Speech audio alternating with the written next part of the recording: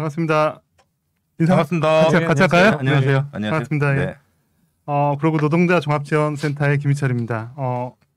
김 예, 삼김노동법 액센트 한번 줬습니다. 네. 예. 오늘 5번째 시간 비정규직 법에 대해서 좀 다뤄보려고 하는데 어떻게 대체율도 많고 뭐 이래가지고 좀 많이들 밖에 좀 다녀오셨나요? 예, 뭐 저는 네. 조금 바빴습니다. 많이 바쁘셨어요? 제가 소속한 정당에서 당내 대선 뭐 경선이 있어가지고 거기에서 좀 경선 선거도 좀 뛰고 이러느라고 네. 조금 바빴고요. 이제 지금 다시 구로에서 이제 의회 일 또 우리 주민들의 일에 집중하고 있습니다. 네. 그 정의당 경선이 상당히 박빙이었는데 거기서 우리 심상정 후보 공동 선대본부장을 하셨죠? 아 예. 심상정 후보가 나중에 대통령 되면 뭐 장관 하나 받는 자리잖아요. 아니 뭐 장관이라기보다는 국정상황실장 이런 거 견제받지 않는 권력. 일단 대통령이 돼야 되겠고, 네. 그리고 뭐 저는 뭐 안양천 밖으로 안 나가서 우리 지역의 구로 주민들과 함께 끝까지 갈 거기 때문에 네, 그런 걱정 안 하셔도 되겠습니다. 요구하시는 국회의원 자리를. 그렇죠. 구로에서 열심히 하겠습니다. 네.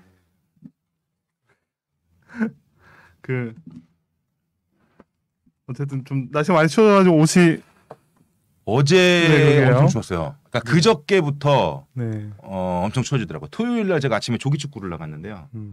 열심히 차는데 이게 보통은 새벽에 춥잖아요. 그러다가 이제 해가 뜨면은 좀 따뜻해졌다가 다시 추워지잖아요. 근데 그날은 진짜 희한하더라고요. 아침에 새벽이 제일 따뜻했어요. 7시, 8시부터 공차였는데 그러더니 시간이 지날 때마다 기온이 떨어지고 바람 많이 불었어요. 12시, 1시 지나니까 더 떨어지는 거예요. 그때 진짜 춥더라고요. 전혀 예상치 못했던 날씨에 습격을 받았던 그게 지난 주말이었던 것 같아요. 네.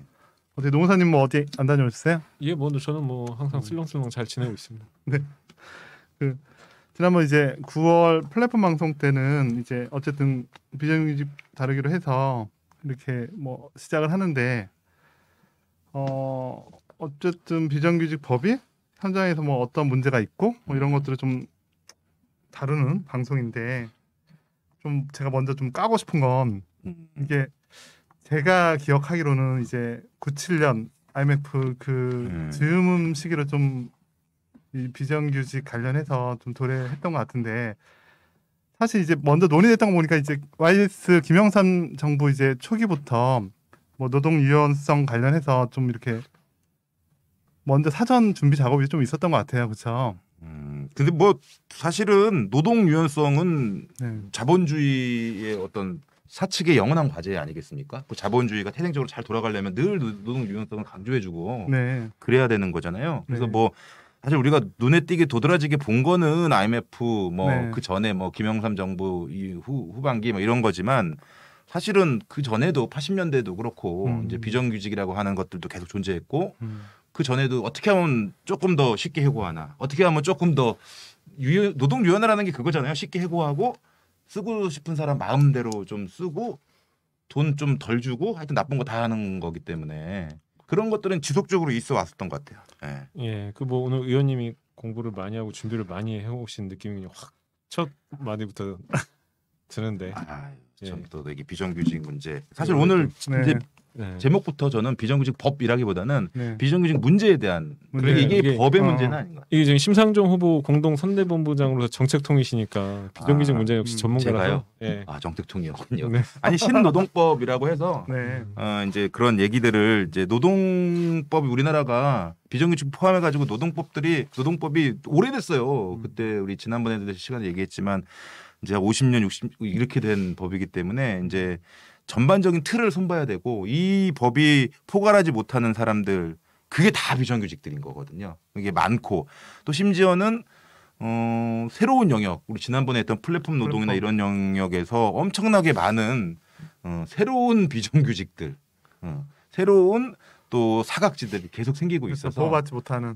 이걸 법적인 문제로만 접근할 필요는 안 돼요. 근데 이제 제가 잠깐 첨언을 하자면은 뭐 의원님 지적하신 대로 그러니까 걔네는 이제 노동 유연성이라고 표현을 하죠. 그러니까 아무 때나 그러니까 일단 노동자들의 어떤 인간다운 삶을 보장하는 게 우선적인 가치가 아니고 자본의 이윤 획득에 얼마나 유용하냐 도움이 되느냐라는 기준으로 보는 거기 때문에 자본 입장에서는 필요할 때 왕창 쓰고 필요 없을 때는 바로 버리고 그 노동력 수요를 업무량 증감에 따라서 자유롭게 쓰고 싶어하는 거죠. 그게 이제 유연한 고용, 유연한 노동이라고 얘기를 하는 건데, 근데 이제 이게 뭐 자본주의 역사 내내 이제 원했던 건데, 노동자들이 오랜 투쟁을 거쳐서 어떤 안정된 정규직 일자리, 임금이 보장되는 일자리를 만들어 온 역사가 있고, 그게 이제 자본주의의 최전성기가 언제였냐면은 2차 세계대전 이후에 50년대, 60년대 이때가 이제 가장 안정적인 자본주의 발전이 있었던 시기죠.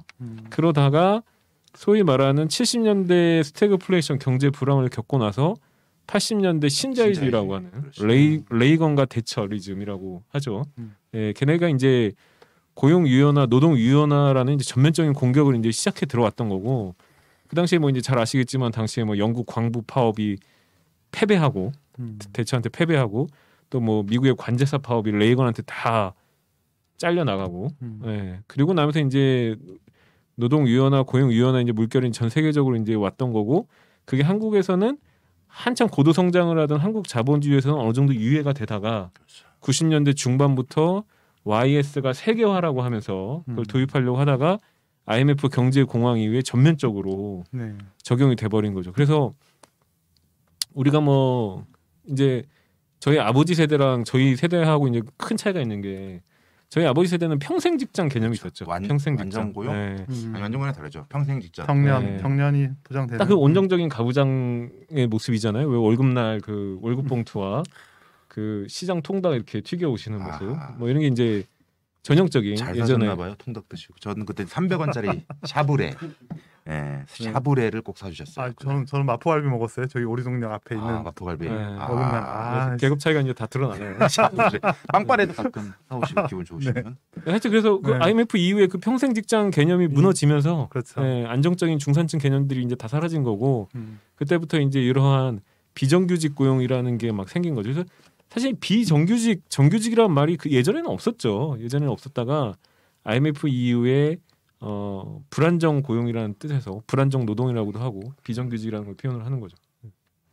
그래서 이제 아까 말씀드렸던 거, 이제 처음 우리나라에 이제 이런 게 가시적으로 들어온 게 이제 90년대 중반 이후고, 또 특히 IMF라는 걸 통해 가지고, 그거는 이제 아주 명시적으로 걸고 들어왔으니까 IMF가 요구한 것들이 니네 경제 구조가 고용을 이제 평생 고용하고 그런 식으로 하니까는 잘라야 될 때 제대로 못 자르고, 비용 절감시킬 때 제대로 못 절감시키고 하니까, 그때 구조조정이라는 얘기 많이 했잖아요. 구조조정을 통해서 노동 유연화하는 거고, 해고 쉽게 하고 비용 절감하고, 그럼 그럴 수 있는 이제 직종, 그럴 수 있는 제도, 이런 것들을 받아들여라. 그게 이제 그 이제 IMF의 조건, 뭐 이런 거예요. 구제금융의 조건들 이렇게 되면서, 그때 이제 우리나라 사람들이 이런 게 있구나. 옛날 같으면 말씀드린 대로 뭐 어디 경비원도 다 그 완전히 이제 직원으로서 이거였고, 근데 이제는 그게 다 파견 이렇게 되는 상황들이 벌어진 거였고,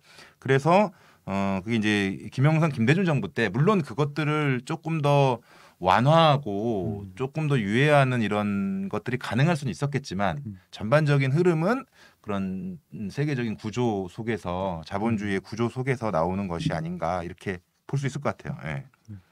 그 비정규직 법 관련한 이제 그 재정 관련한 거 2007년도 노무현 정권 당시에 뭐 보호법이라는 이름으로 뭐 그런 규정을 만들었던 것 같은데. 예, 그래서 그 얘기를 하기 전에 뭐 의원님 말씀에 이어서 조금만 더 설명을 드리자면, 그래서 비정규직이라는 거는 의원님 말씀대로 고용을 불안하게 한다라는 거거든요. 자유롭게 해고를 할 수 있는 제도를 만드는 거거든요. 자유롭게 해고를 할 수 있는 방식으로, 너는 계약직이야. 너는 계약 기간이 있으니까 계약 기간 지나고 나서 계속 쓸 건지 안 쓸 건지는 내가 결정하는 거야. 이게 이제 해고하는 방식인 거고, 또는 간접 고용이라고 하죠. 실제로는 내가 쓰는 사람인데 내가 직접 근로계약을 하지 않고 중간에 다른 사람을 끼워서 업체를 끼워 넣어서 업체 소속으로 근로계약을 시키죠. 그래서 내가 이 사람을 자르고 싶을 때는 어떻게 하느냐? 자르면은 법적인 제한을 받으니까 그냥 업체 변경을 하겠다. 업체 변경을 하겠다고 해서 업체 변경하면 당연히 사람도 바뀌고 실질적으로 해고가 되는 건데, 나는 해고한 게 아니다. 이런 식으로 이야기를 한다는 거거든요. 근데 이 노사 관계에서 노동자와 사용자, 노동자와 자본과 관계에서 해고를 자유롭게 할 수 있다라는 것은 사용자한테 어마어마한 권한을 주는 겁니다. 왜냐하면은 만약에 사용자가 나를 아무 때나 해고할 수 있다라고 쳐보면 사용자가 나한테 온갖 부당한 요구를 하더라도 참을 수밖에 없게 되거든요. 그러니까 비정규직이라는 것은 고용 불안이고 고용 불안이면 노동 조건이 열악해진다는 거고 아주 비인간적인 처우들을 견뎌야 한다는 걸 뜻합니다. 그래서 그게 굉장히 문제가 심각했기 때문에 2000 IMF 5년 거치고 2002년에 대선 할 때만 하더라도 노무현 대통령이 대선 공약으로서 비정규직의 눈물을 닦아주겠다 이런 얘기를 안 할 수가 없었던 것이죠. 네. 그래서 비정규 법이 나온 거죠. 그렇죠. 비정규직 보호법 보호법. 아닌가요? 원래 그러니까 명칭은 저는 이제 굉장히 이제 반대를 하죠. 그러니까 비판을 하죠. 그러니까 비정규직 보호법을 반대를 해요. 아니 비정규직 보호법 그렇죠. 왜 보호법이라는 것 자체를 굉장히 비판적으로 보는데 당시 이제 민주노총에서도 반대를 했어요. 왜 반대를 했느냐? 난센스죠. 비정규직을 보호하려고 하면요. 가장 간단한 건 비정규직을 못하게 하면 됩니다. 그러니까 비정규직을 금지하면 됩니다. 원래 IMF 이전처럼 안정적인 고용 형태를 만들면 돼요. 근데 비정규직 보호법이라는 것은 한꺼풀 벗기고 보면은 비정규직을 제도화하는 법이죠. 인정하고. 그렇죠. 비정규직을 제도 내로 수용하는 법이죠. 어떤 경우에 비정규직을 사용할 수 있도록 합법적인 가이드라인을 만들어주는 거예요. 그래서 뭐 그 안에 일부 비정규직 사용을 제한하거나 비정규직들을 보호하는 것처럼 되어 있는 부분은 있지만 본질은 보자면은 그 이전에는 제도 외에 있었던 불법적이었던 비정규직 고용을 합법적인 고용 형태로 만들어준 게 비정규직 보호법이죠. 그래서 당시에 2007년에 저 학생 때였고 기억이 나는데 민주노총 같은 데서는 다 비정규직 보호법 입법 반대를 했죠. 네, 그거를 도입하면은 비정규직 제도가 이제 완전히 상시화되는 거다. 그리고 그 주장이 맞았다라는 게 지난 10몇 년 세월 동안 입증이 된 것이죠. 네. 그게요. 아니 저희 그 센터로도 좀 사례가들이 계속 들어와서 그래서 그냥 저희 방송 보신 시청자분들한테 어떤 사례를 좀 소개시켜 드릴까 좀 보다가 뭐 많이들 알고 계시긴 한데 그래도 갱신 기대 관련해서 좀 이런 질문들이 좀 들어와서 사례 먼저 좀 읽어 드릴게요. 제가 계약직으로 2년간 근무를 했다라고 하시고요. 이달 말로 계약 종료 기간인데 한 달 전에 아무 말 없어서 회사에서 혹시나 이제 갱신에 대해서 문의했더니 갱신이 좀 어렵다고 한다라고 답변을 받았대요. 회사에서 모두 이분 지금 사례에는 모두 정규직이고 사무 보조인 2명만 계약직이라고 얘기하시는데 그러니까 사무실에서 이제 2분만 계약직이신가 봐요. 그래서 이분이 이제 질문하신 건 제가 무엇을 할 수 있나 이렇게 좀 질문을 주셨거든요. 네. 노무사님 이렇게 좀 팁 좀. 벌써 제 이름이 어렵잖아요. 갱신기대권. 갱신기대권. 갱신기대권 이야기하기 전에 네. 일단 그러니까 계약직이라는 게 뭔지부터 그러니까 계약직은 예전에는 그냥 다 기간의 정함이 없고 정년 보장이 되는 일자리였는데 그러니까 아까 말씀드렸다시피 해고를 쉽게 하기 위해서 너는 근로계약 기간이 한 달이다, 세 달이다, 6개월이다 이렇게 쪼개놓고서 그때 내 마음대로 하겠다는 거예요. 네. 너 일하는 거 봐서 나한테 개기지 않으면 계속 계약직으로 써주는데 나한테 개기고 이빠른 소리 하고 노동법 지키라는 얘기하면은 1개월 후에 너는 계약 안 해, 3개월 후에 계약 안 해, 6개월 후에 계약 안 해. 그래서 자유롭게 해고를 하는 제도였다는 거였거든요. 그래서 당시 이제 비정규직법 중에 하나로 기간제 및 단시간 근로자 보호 등에 관한 법률이 입법이 됐고 거기서 이제 만들어진 내용이 뭐냐면은 지금 이제 PPT 화면을 같이 보시면 이렇게 돼 있는데 핵심은 요건데요.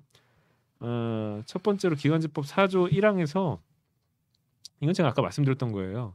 그 비정규직 사용을 금지하는 게 아니라 일단 합법화를 시켜줍니다. 그러니까 1항을 보면 2년을 초과하지 않으면은 기간제 근로를 사용할 수 있다라고 해서 이걸 이제 합법화를 시켜주는 거예요. 합법화를 시켜주고 그나마 이제 보호하는 조항이라고 넣은 게 2항에서 2년을 초과해서 계약직을 반복했을 경우에는 당사자가 근로계약을 하지 않았더라도 기간에 정함이 없는 근로계약, 무기계약 근로계약을 체결한 것으로 본다라고 법 조항을 만들었죠. 그래서 이 법에 따라서 2년 동안 계약 기간이 2년이 넘으면 자동으로 무기계약이 전환이 됩니다. 네.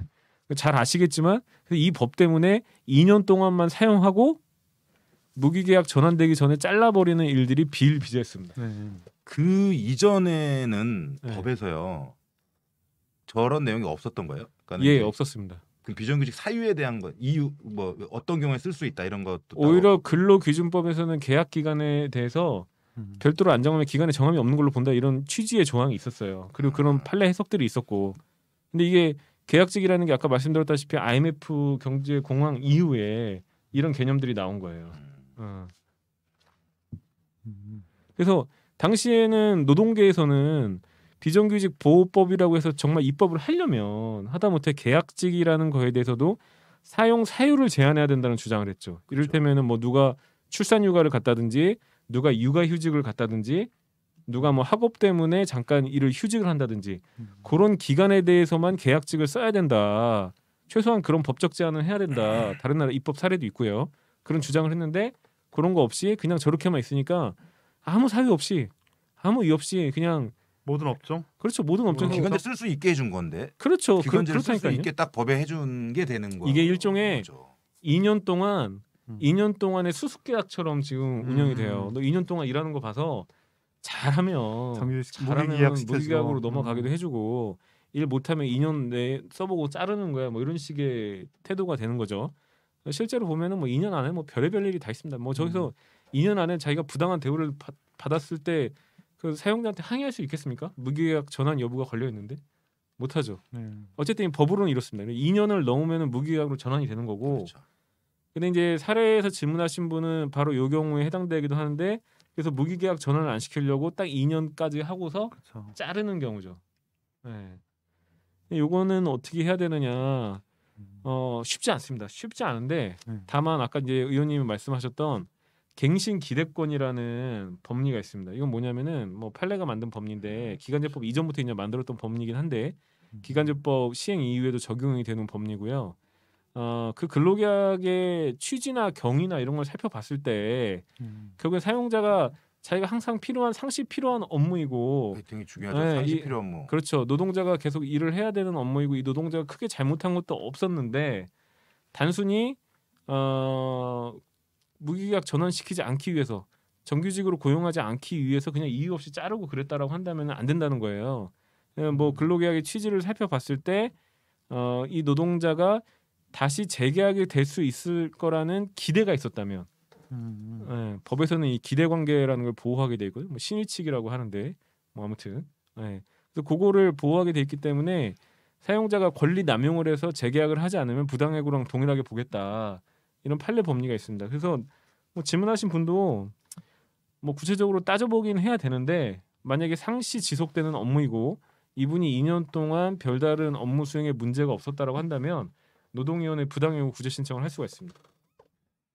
갱신기대권에서 제가 이제 지역에서도 겪은 게 있었는데 이제 저게 이제 왜 중요하냐면은 재계약을 하지 않는 그러니까 이제 2년이 지나서 무기계약직으로 넘어가는 것들을 피하기 위해서 하지 않는 경우가 있고, 근데 그런 게 이제 예를 들어서 2년에서 또 계약을 해가지고 뭐 4년 정도 이렇게 했는데 중간 중간에 어떤 뭐 이렇게 고용 다시 재계약하는 거에 대한 어떤 틀들을 만드는 경우가 있어요. 갑자기 어떤 평가서라던가 아니면은 뭐 시험까지는 아니어도 뭐 이제 이런 걸 한다던가 이렇게 하면서 실질적으로 배제하기 위해서 이렇게 하는 경우들이 종종 있고요. 실제로 구로구청회 같은 경우에도 예전에 방문 간호사분들 초창기에 생겼을 때 이분들을 잘 다니시던 분들이고 당연히 재계약할 것처럼 하다가 어느 날 갑자기 근무 평가가 안 좋다.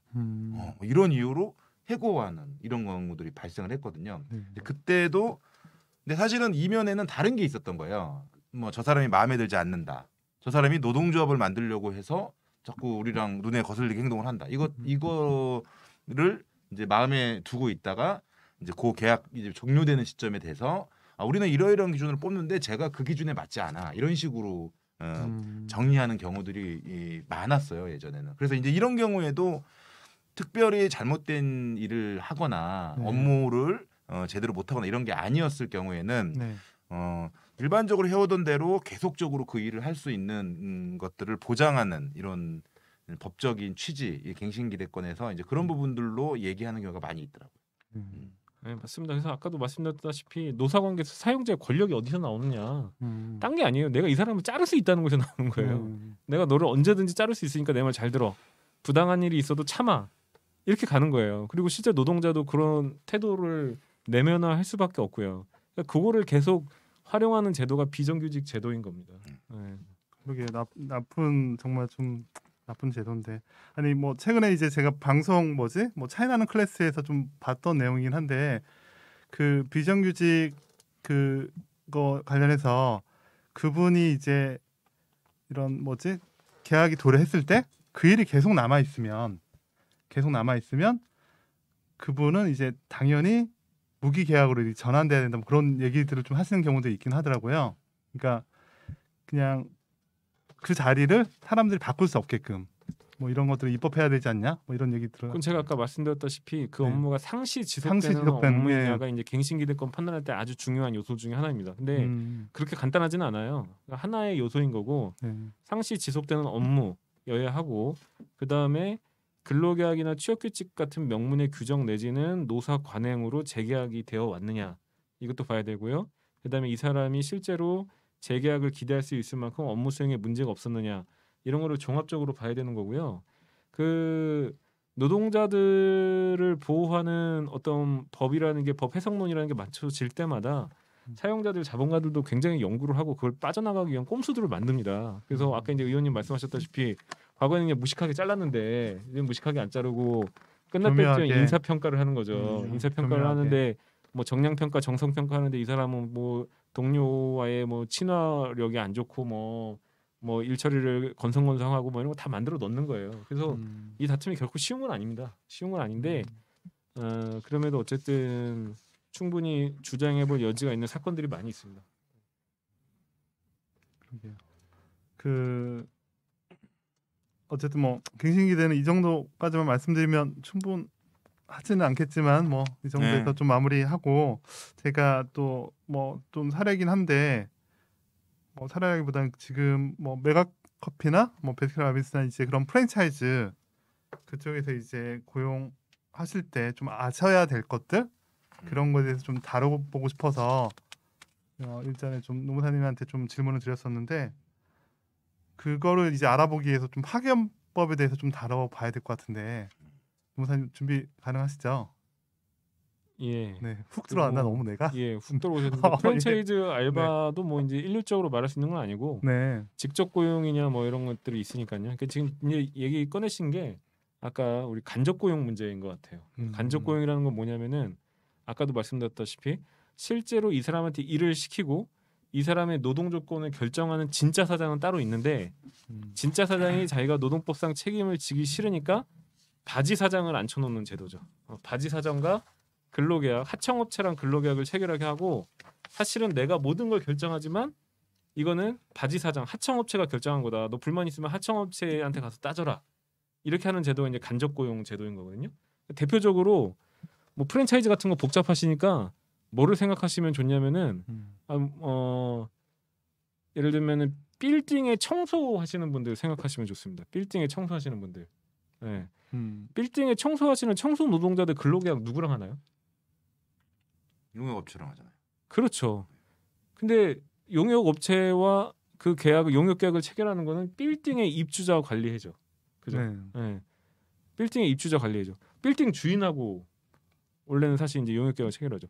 이게 그러니까 LG 트윈타워 뭐 LG 트윈타워도 그렇고요. 예, 또는 대학교에서 일하시는 청소 노동자들, 청소 노동자들 근로계약은 다 용역업체랑 체결합니다. 근데 그 실제로 청소 노동자들의 임금을 결정하고 아직 PPT 안 나와도 되는데 네, 임금을 결정하고 그다음에 그 사람들한테 일 시키는 건 누가 시키겠어요? 용역업체는 근로계약 체결한 거 말고는 한 게 없고요. 용역업체는 대학교 현장 같은 데 나오지도 않아요. 실제로 일 시키는 건 대학교 시설관리팀에서 다 일 시키게 돼 있고 그다음에 임금도 누가 주겠습니까? 대학교 시설관리팀에서 물론 직접 주는 게 아니라 용역업체를 통해서 주긴 하지만 용역업체에 내가 임금 얼마 줄지 다 결정해서 용역 대금으로 주는 거잖아요. 그죠? 그래서 청소 노동자들이 임금을 올리고 싶으면은 용역 대금을 올려야 되는 거예요. 용역업체는 아무 힘이 없어요. 이게 이제 간접 고용 문제거든요. 근데 만약에 그 중에 청소 노동자가 예를 들어서 뭐 대학교 시설 관리 팀장한테 개겼다든지 노조로 한다든지 그러면은 대학교에서 이 사람들 어떻게 자르겠어요? 용역 계약을 해지하는 거죠. 그렇죠. 용역 업체를 바꿔버리면 되는 거예요. 용역 업체를 바꿔버리면은 그 용역 업체에 딸린 근로자니까 이 사람은 나가는 거고 새로운 업체에서 들어오면은 그냥 아무런 법적 책임을 지지 않고 해고한 게 되는 겁니다. 이게 간접 고용입니다. 그렇죠. 그래서 이제 늘 있는 게 우리는 모른다. 우리는 그 용역 업체의 계약을 해지했을 뿐이다. 그렇죠. 이런 식으로 이제 피해가는 거고. 그래서 비정규직 관련된 거에서 늘 나오는 게 이제 원청 사용자성 인정. 이 굉장히 중요한 문제인 거죠. 아니 분명히 예를 들어서 우리 뭐 예를 들어서 대학교 서울대학교에서 일을 하는데 서울대학교는 아무 책임이 없대. 이 사람을 해고하고 뭐 일 시키고 뭐 산재가 나고 해도 책임이 없대. 다 여기 계약이 이렇게 돼 있다고 하고. 우리 회사 직원이 아니라고 하죠. 그렇죠. 이 사람 용역업체 직원이라고. 근데 얘기하신 대로 또 LG 트윈타워에서 일을 했는데 아무 상관이 없대. 이렇게 얘기하고 이런 부분에 있어서 되게 강력하게 그 원청이라는 게 뭐예요? 실제로 일 시키고 거기에서 일하고 그 노동을 통해 가지고 이익을 얻고 뭐 자기들이 깨끗해지고 뭐 이렇게 하는 것들이 다 이제 원청인데 여기에 사용자성을 인정하는 것들을 강력하게 저는 그러니까 이게 이제 어떤 맥락이냐면 잘 보세요. 원청 입장에서는 하청업체를 끼고 하는 게 자기가 이득이 됩니다. 왜 이득이 되냐면 아까 얘기했듯이 노동법상 책임을 다 피할 수 있어요. 노조를 만들어도 나는 니네 사용자 아니라고 하면 그만이고 이 사람들 뭐 임금 올려달라고 해도 니네 하청업체한테 가서 얘기하라고 하면 그만이고 그다음에 내가 이 사람 자르고 싶으면은 용역업체를 바꾸는 방식으로 언제든지 교묘하게 자를 수 있고 이 사람은 노동법상 책임을 전혀 안 지기 때문에 이 구조에서 간접고용 구조에서 굉장한 이득을 봅니다. 그러면은 하청업체는 이 구조에 왜 들어와 있나요? 하청업체는 무슨 이득을 보나요? 인건비 따먹기. 그렇죠. 인건비 따먹기를 합니다. 그 노동법상 사용자 책임을 대신 져주는 대가로 이윤을 떼먹습니다. 그러면 그 이윤이라는 건 뭐겠어요? 이게 원래 직접 고용이었으면 노동자가 받아야 될 임금이고 인건비였던 겁니다. 근데 그거를 하청업체가 중간에 들어와서 노동법상 책임을 대신 져주는 대가로 받아 챙겨가기 때문에 이게 사실은 뭐가 되는 거냐면 중간 착취가 되는 겁니다. 중간 착취가 되는 거죠. 노동법에서 금지하고 있는 중간 착취 제도가 간단한 거거든요. 내가 일을 시켰으면 나한테 와서 임금을 받아가야 되는 거예요. 제가 임금을 줘야 되는. 근데 임금을 제가 직접 안 주고 제가 뭐 건설 현장에서 많이 있었던 일이죠. 오야지한테 주고서 오야지가 네가 알아서 나눠줘라. 네가 데리고 온 애들한테. 그럼 오야지가 그거 뭐 그냥 주겠습니까? 중간에 똥 떼먹는다고 하죠. 네, 중간에 수수료를 떼먹는 거. 이게 바로 중간 착취예요. 그러니까 이거를 못하게 원래 노동법에서 엄금을 하고 있습니다. 이건 모든 문명사회의 노동법에서 중간 착취 제도를 다 금지하고 있었어요. 근데 요거를 피해 나가는 방식으로 만들어진 게 현재의 간접고용 제도입니다. 그렇죠. 간접고용 제도라는 거는 여러 가지 법적 치장을 하고 있지만 본질은 중간 착취 제도예요. 중간 착취 제도. 네. 아니 그게 2007년도에 만들어진 법인 거예요? 그게? 그러니까 이거는 언제 생겼냐면은 정확하게 얘기를 하자면은 90년대 중반부터 이런 식으로 내가 실제로 가서 일을 하는 곳과 나한테 임금을 주는 업체가 다른 이런 고용 구조, 간접 고용 구조가 90년대 중반부터 생겼고요. 이건 언제 합법화가 됐냐면은 98년에 합법화가 됐습니다. 98년에 김대중 정부 출범하고 노사정위원회에서 당시 제가 봤을 땐 민주노총이 아주 큰 잘못을 저지른 건데 민주노총 합법화, 정교조 합법화와 정리해고제 파견법 도입을 맞바꿨습니다. 당시 노사정 대타협으로 그 당시 김대중 정부가 자기 제일 치적으로 자랑하고 막 사진 찍고 막 그랬던 게 뭐 연차가 되시는 분들은 기억이 나실 건데 노사정 대타협의 내용이 뭐였냐면은 민주노총 합법화, 정교조 합법화와 그 다음에 이 정리해고제와 파견 근로제 도입하는 걸 맞바꾸는 거였어요. 그래서 파견법이 1998년에 도입이 됐고 이게 이제 노무현 정부 때 비정규직 보호법 2007년에 입법할 때 일부 개정이 되긴 했는데 기본적으로는 뭐 골격은 똑같습니다. 그러니까 과거에는 엄금을 하고 있었던 중간 착취 제도를 합법적으로 만들어준 게 파견법입니다. 이때 제정된 거죠. 네네. 그래서 파견법에 보면은 이게 사실은 중간 착취 제도 예외이기 때문에 사실 굉장히 강력한 뭐 조항들을 담고 있어요. 파견은 아까 계약직은 아무나 쓸 수 있다고 했는데 파견은 중간 착취 제도이기 때문에 아무나 못 씁니다. 파견 허용 직무가 있고요. 법에서 정한 파견 허용 직무가 있고 또 허가를 받은 파견 업체만 사용할 수 있고. 네. 근데 그리고 파견으로 2년을 지나면은 원청이 직접 고용을 해야 됩니다. 네. 그것도 그렇네. 이게 이제 파견법의 이제 주요 골격입니다. 네, 뭐 이제 가끔 우리 센터로 이제 질문 그 문의 오는 거 보면 가끔 그런 좀 대두하는 중간 착취 문의 들어오는 경우도 있잖아요, 그렇죠? 예, 그렇죠. 그냥 원래는 되게 무식한 제도인데 그걸 하여튼 합법화 시켜준 게 파견법이라고 생각하시면 되고 그런데 지금 제가 말씀드린 파견법의 조항들 파견 허용 직무여야 되고 하청업체 파견업체가 허가를 받아야 되고 그다음에 2년 이상을 사용을 하면은 2년 이상을 사용하면 직접 고용을 해야 되고 이런 파견법에 조항들이 또 있단 말이에요. 근데 이것도 싫은 거예요. 그래서 이거를 피해 나가기 위해서 또 사용자들이 만든 꼼수가 소위 말하는 불법 파견의 문제입니다. 네. 불법 파견, 위장 도급 이런 게 뭐냐? 도급, 네. 이런 게 뭐냐? 요거는 좀 하여튼 좀 어렵지만 잠깐 좀 설명을 드리고 짧게 할게요. 그렇죠. 혹시 뭐 PPT 자료 준비하셨나요? 네. 짧게 하겠습니다. 네. 길게 하셔도 됩니다. 중요한 내용입니다. 네. 그러니까 원래는 파견법에서 만든 합법화된 지금 파견이라는 건 이런 거예요. 원청 사용자가 있고 그 다음에 허가를 받은 파견업체가 계약을 체결한 다음에 이 다음에 이제 파견업체가 자기 노동자들을 고용해서 임금을 지급하고 그 다음에 원청이 일을 시키고 이게 이제 파견 근로관계에서 만든 원래 이제 그거거든요. 근데 하여튼 요거를 할 수 있는 직무나 이런 것들이 제한돼 있기 때문에 보통 뭐라고 얘기하냐면은 우리는 파견 계약을 한 게 아니라 그냥 업무 용역 계약, 업무 도급 계약을 했다라고 얘기합니다. 그래서 아까 얘기했던 뭐 LG 트윈타워가 자기네들은 일 시키지 않고 그냥 어디 뭐 용역 업체에다가 청소 용역을 맡긴 거다.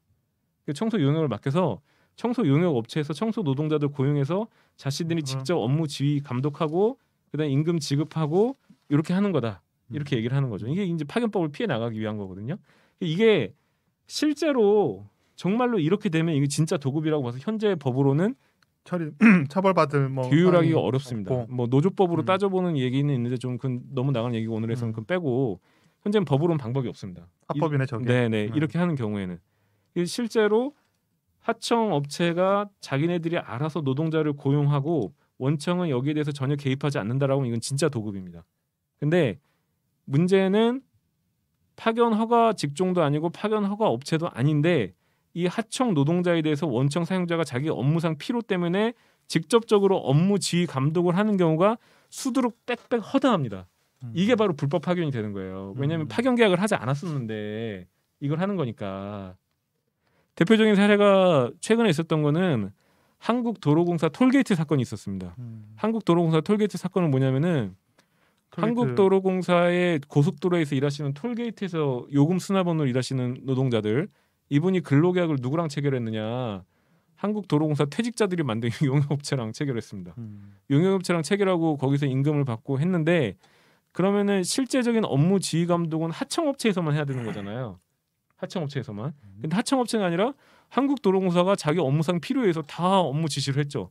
출퇴근 관리하고 그다음에 뭐 고속도로 명절 연휴 기간 요금 안 받으니까 어떻게 처리하라고 하고 하이패스 미납 차량 어디로 안내해서 어떻게 인계하라고 하고 다 지휘 감독을 했죠. 그 업무상 지휘 감독을 할 필요가 있으니까요. 그럼 그게 바로 불법 파견이 되는 겁니다. 네. 그렇군요. 지난번 파리바게트 혹시 그 사건 아세요, 노무사님? 예. 그거는 그 재판 기사를 파리바게트가 직접 고용하고 난 다음에 가맹점에 대리점에 보내도 파견법 위반이다 이렇게 얘기하던데. 그 얘기는 좀 더 나간 얘기고요. 그러니까 핵심은 그겁니다. 파리바게트도 불법 파견이 뭐라는 거냐면은 파리바게트에 일하는 제빵 기사들도 근로계약을 누구랑 체결하냐면은 용역업체랑 체결합니다. 용역업체랑. 그러면은 만약에 용역업체가 근로계약을 체결하고 업무 지휘 감독을 전적으로 했다라고 하면은 그것도 편법적인 중간 착취 제도라는 얘기는 빼놓고 현행법상 규율하기가 굉장히 어렵습니다. 현행법상 규율하기 굉장히 어려운데 문제는 본사가 그 제빵 기사들한테 용역업체를 거치지 않고 직접 지휘 감독을 했다는 거예요. 그래서 불법 파견이 된다는 겁니다. 그래서 불법 파견이 된다는 거고 지금 이제 질문하신 얘기는 이제 약간 이제 별개의 얘기인데 이제 파리바게트 같은 구조는 가맹점주라는 또 다른 법적 주체가 있죠. 그러니까 파리바게트 용역 업체가 있고 파견 노동자들이 있는 거 외에 이 사람들이 가서 일하는 데가 이제 대리점이라는 가맹점주라는 건데 이거는 이제 뭐 지역 말단적인 문제고요. 그거는 빼고 보셔도 상관이 없고 중요한 거는 이들과 근로 계약 관계가 없는 제빵 기사들과 근로 계약 관계가 없는 본사가 용역업체에 소속된 제빵 기사들한테 지휘 감독을 했기 때문에 이게 불법 파견이 되는 겁니다. 불법 파견이라는 건 다 그런 식이에요. 현대자동차가 원래는 더 대표적인 사례죠. 현대자동차 불법 파견이라는 건 뭐냐면은 똑같이 컨베이어 벨트가 있는데 오른쪽 바퀴는 정규직이 조립하고 왼쪽 바퀴는 사내 하청 노동자들이 조립을 했죠. 그리고 컨베이어 벨트에서 동일한 작업을 하기 때문에 양쪽 노동자들이 다른 업무를 할 수 없습니다. 당연히 동일한 업무 지휘를 받아요. 그런데 정규직 노동자들 말고 이 사내 하청 노동자들은 근로계약 상대방이 하청업체라는 이유로 현대자동차의 모든 복리후생, 모든 노동 조건에서 다 배제되고 있었죠. 네. 그래서 이게 이제 소송을 걸었고 여기가 소속은 하청업체 소속이지만 업무 지휘 감독을 현대차로부터 받기 때문에 불법 파견이다라는 판결을 받았던 거죠. 이게 원래 이제 대표 판결이었죠. 네, 다 그런 식입니다. 그러니까 저게 진짜 용역이려면은 원청은 그 노동자들의 일에 대해서 전혀 관리를 하면 안 돼요. 근데 실제로는 다 자기네들 업무상 필요성이 있으니까 하는 거고 그러면은 파견법의 최소 적용을 받아야 되는데 파견법 적용을 피하기 위해서 저런 식으로 위장을 한다는 거죠. 네. 그게 참 되게 복잡하기도 하고. 근데 사실은 어떻게 보면 간단해요. 간단한 문제가 그러니까 쓸데없는 걸 만들어 놔가지고 거기에서 이제 다 피해가는 거고 부당하게 이득을 취하는 이런 구조들을 만들어 놓은 거죠. 그러니까 저거 이제 회사가 원하는 거, 또 사측 재벌들이 원하는 거를 국가가 해주는 거예요. 저렇게 법으로. 그러니까 사실은 어떻게 보면은 좀 더 어렵게 만들면 되거든요. 아 이거 그래 파견해, 불법 파견 써. 근데 그걸 쓰면은 더 돈이 많이 들어. 그리고 그걸 쓰면은 더 자기들이 부담해야 될 게 더 많아. 그러면 안 쓰게 되거든요. 그쵸. 이건 뭐 자신들의 이윤에 따라서 움직이기 때문에. 그래서 그런 부분들은 저는 강력하게 법적으로 책임을 질 수 있게 하는 구조를 만드는 게 필요하다고 생각하고요. 물론 늘 말씀드리면 법이 전부가 아니지만 이제 그런 것들을 뭐 일벌백계 또 그리고 특히 노동법에 있어서 또 비정규직이 어떻게 보면 가장 취약한 노동자들이에요. 가장 이제 뭐 임금에 있어서도 그렇고 복지에 있어서도 그렇고 근로 조건에 있어서도 그렇고 가장 취약하기 때문에 이런 부분들을 보호하고 권리를 증진시키는 데 있어서는 강력한 법적인 조치들을 해야 된다. 이게 늘 이제 제가 지론으로 강조하는 부분입니다. 그러게요. 그러니까 저도 이제 현실 법 안에서는 지금 진짜 보호받을 수 있는 여건이 뭐 많이 계속 더 열악해지는 것 같고 감히 겁나서 못하게 해야 돼요. 저거 한번 했다가는 막 진짜 한 100억씩 물어나고 회사가 무너진다.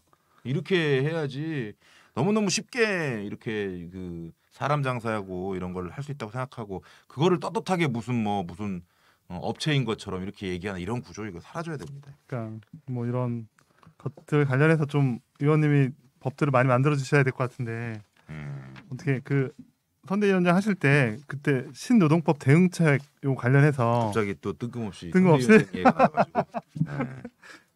대응책 아니 이제 법적인 부분들이나 정책적으로 해결해야 될 부분들에서 비정규직에 대해서 많이 있어요. 그래서 뭐 심상정 정의당 후보의 뭐 신노동법을 얘기하기 이전에 기존에 보면은 비정규직 관련해서 기본적으로 얘기되는 것들이 있습니다. 이제 뭐냐면 제가 아까 이제 얘기했는데 원청 사업주 사용자성 인정 강력하게 아니 진짜 사장이 고용하라는 거 당연한 거잖아요. 그렇죠? 근데 그렇게 안 되는 거에 대해서는 또 그렇게 불법적으로 이렇게 회피하고 이런 것들에 대해서는 타격이 크도록 이렇게 해야 되는 이런 것들이 있고요. 그다음에 뭐 그리고 기본적으로는 비정규직을 쓰기 어렵게 만들어야 돼요. 이 법적 정책적 방향은 비정규직은 정말 어떤 뭐 어쩔 수 없는 상황이 됐을 때 써야 되는 거고 상시적인 업무나 또 뭐 이제 뭐 중요한 업무들 같은 경우에는 직접 고용 정규직 채용을 원칙으로 하는 이런 것들이 만들어져야 되는 거죠. 그리고 임금에 있어서도 차이를 해. 뭐 동일노동 동일임금. 그렇죠. 뭐 그런 것들의 논의는 있지만 뭐 거기까지 가지 않더라도 그런 차별적인 요소들을 제거하기 위한 노력들을 해야 되는 거고, 그다음에 이제 고용보험 같이 일단 사회 보장적으로 사회 제도적으로 보장할 수 있는 부분에 있어서는 또 같이 보장해주는 이런 게 이제 기본적인 법적 틀거리들이거든요. 이 정책적 방향들이고 크게 비정규직에 있어서 이런 부분들이 중요하게 이제 얘기되어야 한다. 그리고 네. 이제 이런 게 사실은 이제 대선일 때는 네. 대선에는 이런 얘기들이 이제 많이 나오고 네. 또 국민들이 다 어디선가 일하는 노동자들이기 때문에 이런 부분들에 대해서 얘기도 하고 또 선택도 하고 이래야 되는데 이제 이런 것들이 전부 사라진 대선으로 가고 있기 때문에 네. 누군가는 이런 부분들에 대해서 얘기하고 네. 노동에 대해서 얘기하고 비정규직에 대해서 얘기해야 한다 해야죠. 이런 생각을 지금 가지고 있습니다. 예. 그러게요. 그 지금 뭐 이제 신노동법 아까 얘기했으니까 네네. 지금 이제 비정규직과 더 나아가서 이제 법적으로 네. 어쨌든 권리 증진을 노동자들의 권리 증진을 하기 위해서 좀 우리가 근본적으로 좀 짚어야 될 것들이 몇 가지가 있는데요. 첫 번째는 이제 현재 노동법에서 담지 못하는 근로기준법에서 담지 못하는 분들이 너무 많다는 거예요. 네. 대표적으로 5인 미만 사업장 같은 경우에는 해당 사항이 없어요.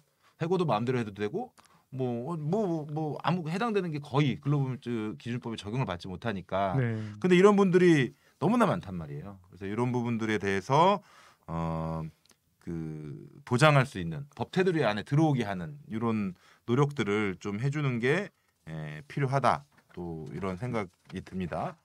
그리고 이제 얘기 또 좀 인기가 많이 나왔던 게 이제 주 4일제로 노동 시간을 이제 줄이는 문제. 그리고 노동 시간을 줄이면서 동시에 그렇다고 해서 이제 생활에 지장이 있을 이런 어떤 벌어야 될 임금이 줄어든다거나 이런 부분들이 있을 수 있잖아요. 이제 이런 것들을 같이 병행해 가는 것들이 굉장히 중요하고 비정규직 관련해서는 이제 뭐 소위 외국 같은 경우는 이제 뭐 평등 수당 뭐 이렇게 해가지고 비정규직이어서 수당이 더 가는 경우들이 있어요.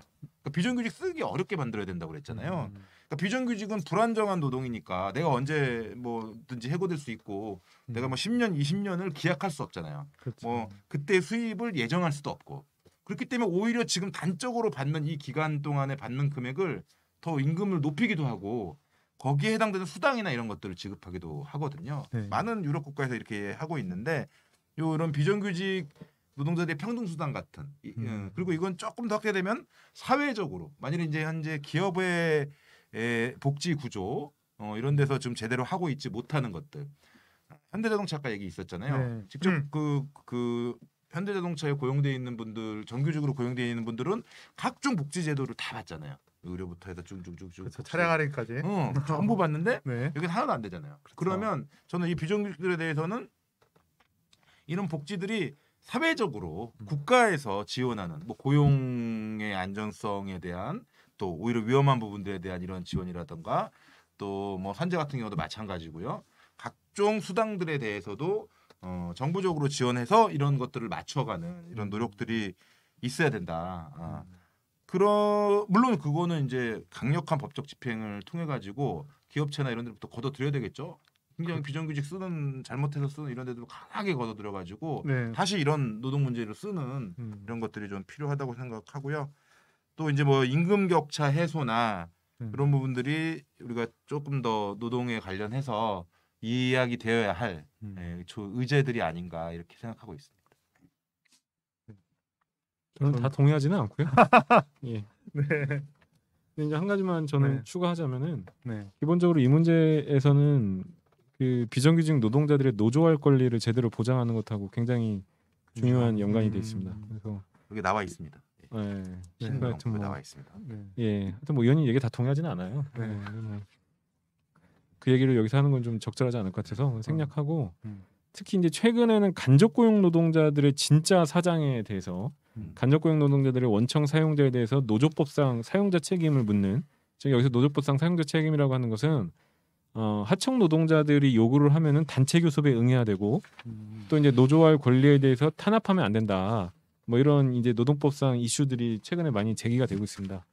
그래서 뭐 중요한 거는 이러니 저러니 해도 법이 아무리 이제 완비가 돼도 계속 사용자들은 그걸 빠져나가는 꼼수를 만들어 나가기 때문에 노동자들 스스로 목소리를 낼 수 있는 구조 그게 굉장히 중요하다는 겁니다. 그 말씀을 좀 첨언하겠습니다. 끝으로 좀 뭐 정리라는 표현은 아니고 이제 어쨌든 우리 서울시 구로구니까 서울시와 이제 구로구 이제 비정규직 관련한 이제 조례나 이런 것도 혹시 있는지 해서 좀 여쭤볼게요. 네, 그 사실은 뭐 지자체 뭐 조례 뭐 이런 것들도 중요하죠. 뭐 네. 근데 제도가 다 해결할 수는 없는 거예요. 아까 네, 얘기했지만 근본적으로는 이런 모든 문제 해결을 위해서는 저는 단결권이 제일 중요하다고 생각하는데, 그러니까 노동자들이 이 단결해서 요구하고 어떤 그런 것들을 법적으로 뒷받침해주고 그래서 사용자들이 사람을 쓰는 게 얼마나 어려운 건지, 사람을 쓰는 게 얼마나 귀한 건지 이런 걸 뼈저리게 느껴야 돼요. 당연히 사업하기 어려운 나라가 아니 우리는 맨날 이 뭐 기업하기 좋은 나라만 얘기하잖아요. 기업하기 어려운 나라. 아니 그만한 능력 안 되면 네. 기업하지 말아야 돼요. 사람을 귀하게 네. 쓰고 이게 사회적인 분위기가 그렇게 돼야 되는 거죠. 좋은데요. 아니 그렇죠. 기업하기 좋은데요. 어려운 나라. 네. 요거 한번. 네, 물론 이제 기업하기, 그게 단순히 못 살게 구했다 이런 게 아니라 법적으로 지켜야 될 것들 그리고 지키건 잘 지키고 그렇죠. 그렇게 하는 것들에 대해서 우리가 적극적으로 고민해야 되고, 그런데 이제 당장에 그렇게까지 직접적으로 옮겨지기가 쉽지 않다면 저는 지자체에서 그런 빈 공간들을 메워주는 이렇게 넘어가는 과정 속에서 좀 채워주고 메워주는 역할들을 해야 된다. 그래서 요즘 많이 있는 게 뭐 경비 노동자 뭐 인권 보호 증진을 위한 조례라던가 또 요양보호사 지역 사회에 있는 뭐 이런 뭐 관련된 거라든가 이런 것들이 많이 있어요. 그래서 이런 조례들을 통해서 또 간극들을 1차적으로 일단 좀 메우고 하는 것들이 필요하고, 두 번째로는 조례보다도 이런 노동권에 대해서 같이 얘기할 수 있는 부서, 지자체, 주체 이게 있는 게 굉장히 중요합니다. 이재명 그 지금 경기도지사가 아직 사퇴 안 하셨죠? 경기도지사가 1등이죠. 네, 경기도에서 그 노동국을 만들었단 말이에요. 근데 저는 그게 되게 의미 있는 거라고 보는 거예요. 여태까지 모든 노동자를 다루는 또 노동권을 다루는 부서는 기본적으로 일자리 내지는 어떤 지역 경제, 뭐 회사들을 지원하고 또 뭐 지역의 이런 것들을 지원하고, 그러니까 이 사업주 또 기업들 중심으로 그 부서가 있고 그 부서 끄트머리에서 약간 그런 거를 이제 다뤄주는 이런 형태로 지금 모든 행정 체계가 되어 있어요. 저는 이게 동등하게 독립적으로 이런 것들이 운영이 되고 그런 담당 부서도 있고 담당자도 있고, 늘 어떻게 하면은 이런 비정규직이 갖고 있는 또 이제 권리의 부족한 부분이나 이런 부분들을 더 늘릴까, 이걸 늘 고민하는 행정력들이 있어야 된다는 거죠.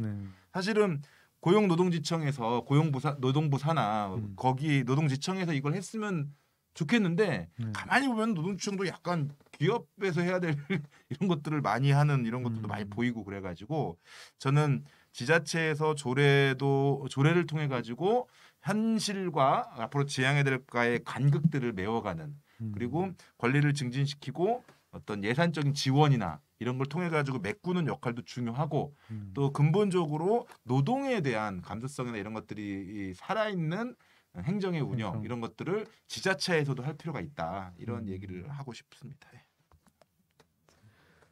예, 저 뭐 정리 발언을 하죠. 일단은 뭐 의원님 말씀대로요, 있는 법도 잘 지키게 하는 게 굉장히 중요합니다. 있는 법이라도 잘 지키게 하고, 괜히 뭐 노동부나 뭐 이런 데서 괜히 엉뚱한 소리 하지 말고 법 취지대로라도 잘 지키게 하는 게 일단은 굉장히 중요한 출발이 되겠습니다. 다만 여기서 이제 좀 우리가 고민을 해봐야 되는 거는 왜 이런 제도들이 생기고 왜 이런 식의 노동 운용이 생겼냐는 것이죠. 그 뭐 그럼 지자체에 노동과가 없어서 이런 문제가 생긴 거냐? 이건 너무 제가 볼 때는 죄송한 말씀이지만 좀 순진한 얘기고요. 그 제가 아까 얘기 드렸지만 5, 60년대에는 안정적인 일자리, 정규직 일자리가 노말이었는데 어느 순간 불안정 일자리, 짧게 일하고 짧게 쓰고 버리는 일자리가 노말이 된 거예요. 그럼 이런 노말 이 표준이 바뀌는 과정에는 사실 어마어마한 세계사적인 문제가 있었던 것이고요. 그걸 한꺼번에 이제 벗기고 보면은 결국엔 자본의 이윤 문제입니다. 자본의 불황이 빠지면서, 자본주의가 불황에 빠지면서 니네 나쁜 일자리라도 받아들일래? 아니면 잘릴래? 이렇게 위협을 하면서 여기까지 퇴보해서 온 거예요. 그래서 이 문제는 결국에 근원적인 해결은 뭐 행정적인 집행, 뭐 법 지키게 하는 것도 중요하지만 어떤 근본적인 의문을 던져야 되는 것이죠. 자본의 이윤을 획득하는 게 우선이 되어야 되느냐, 아니면 노동자들의 인간다운 삶을 보장하는 게 우선이 되어야 되느냐, 이 문제에 대한 질문을 정면으로 제기해야 됩니다. 문재인 정부가 2017년에 들어올 때만 하더라도 노동 존중 정부를 표방을 했어요. 근데 이제 몇 년 지나고 나서 보니까 노동 존중 정부하고는 상관이 없었다는 게 확인이 됐고, 이건 뭐 또 얘기하자면 길어지니까 제가 생략을 하는데, 그럼 문재인 정부의 노동 정책 전환의 가장 큰 이유가 뭐냐? 처음에 노동 정책을 짤 때는 굉장한 호황을, 한국 자본주의의 호황을 예상했었습니다. 근데 실제로 까보니까 별것도 아니었죠. 사실은 뭐 최저임금 올렸다고 뭐 고용 인원 줄었다는 거하고, 그다음에 세계 경제 상태가 그렇게 쉽게 호전되지 않았다는 것하고, 그러니까 바로 태도 돌변을 한 거예요. 뭐냐? 자본주의가 호황이고 발전할 때는 노동자들의 처우를 일정 정도 개선해 줄 수 있지만, 자본주의가 그렇게 할 여력이 안 될 때는 노동자들의 처우를 개선해 줄 수 없다라는 게 일관된 태도입니다. 여기서 질문을 던져야 되는 거예요. 자본주의가 그렇게 해줄 수 있는 여력이 없다고 했을 때, 자본의 이윤 획득이 어렵다고 했을 때, 그러면은 어쩔 수 없으니까 노동자들의 인간다운 삶을 포기해야 되느냐, 아니면 그럼에도 불구하고 그것보다 노동자들의 인간다운 삶이라는 것을 더 우선의 가치로 제기해야 되느냐, 그 질문을 저는 던져야 되고요. 이거에 대한 근원적인 문제 제기 없이, 사실은 이게 일개 지방 정부 내지 일국의 차원에서 해결될 수 있는 문제가 아닙니다. 그렇죠. 좀 이제 혁명을 얘기하시는 건데, 아니, 혁명이 아니라 이제 근본적인 문제 제기를 해야 된다는 얘기를 한 겁니다. 저는 이제 혁명에 가기까지 그 사이에 일단 우리 살아야 되기 때문에, 아니 근데 뭐 어쨌든 그 구간을 또 메워주는 정책적인 효과도 필요하다. 그건 뭐 동의합니다. 아니 저는 뭐 제가 뭐 극자냐 뭐 그런 건 아니고 패러다임의 변화는 필요한 것 같아요. 어쨌든 뭐 포스트 코로나를 준비하는 이 시대에 우리 요한 노무사님의 의견 또 이렇게 또 공부한 게 되어서 너무 좋은 자리였던 것 같습니다. 오늘 오랜 시간 뭐 시청해 주셔서 너무 감사하고, 다음 방송을 제가 좀 준비하다 보니까 다음 달이면 대선 후보들 좀 노동 정책이 나올까요? 안 나와요. 저는 안 그런 나와요? 후보들이 노동 정책이 없을 거라고 생각합니다. 네. 그래요? 물론 이제 막판 되면은 네. 다 당에서 이제 종합 선물 세트처럼 맞추긴 하는데 고민이 전혀 없어요. 지금 어느 곳에서도 이제 기존에 이제 노동에 대한 고민이 있는 정당들이나 그런 고민들이 있는데, 그건 또 사회 이슈화되지도 않고, 그렇죠. 뭐 끌어올려지지도 않아요. 되게 중요한 얘기인데도 불구하고. 네. 그래서 뭐 그런 분들의 노동 정책들을 좀 검토해보는 것은 좋을 것 같긴 한데, 네. 저는 1번당, 2번당에서는 그런 게 좀 나와요. 그러게요. 일단 다음 달 어쨌든 다음 달 방송 주제는 그럼 일단은 가변적으로 다시 저희들 뭐 회의 통해서 하는 걸로 하고, 오늘 인사로 이제 마무리할까요? 네. 네네. 고생 많으셨습니다. 시청해 주셔서 감사하고 다음에 꼭 만나 뵙도록 하겠습니다. 감사합니다. 고맙습니다. 수고하셨습니다. 수고하셨습니다. 요즘 네, 그렇죠.